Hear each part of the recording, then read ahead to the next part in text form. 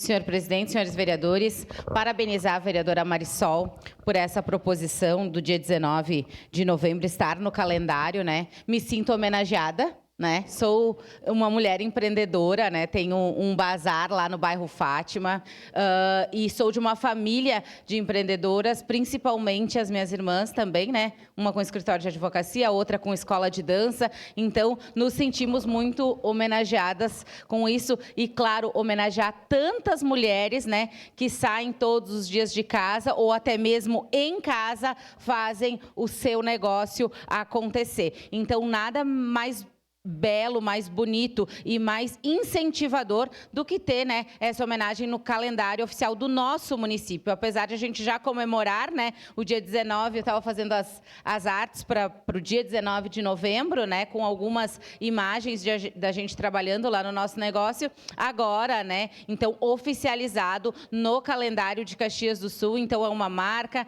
deixa, né, essa marca de homenagem, mas principalmente de incentivo, né, para que mais mulheres possam daqui a pouco empreender, né, seja através de fazer unha, de fazer cabelo, né, de ter o seu negócio, de ter o seu mercado, de ter o seu bazar, né, de ter o seu trabalho ali valorizado. Então, parabéns a todas as mulheres empreendedoras e agora estando no nosso município mais um dia para nós comemorarmos. Era isso, senhor presidente. Obrigada.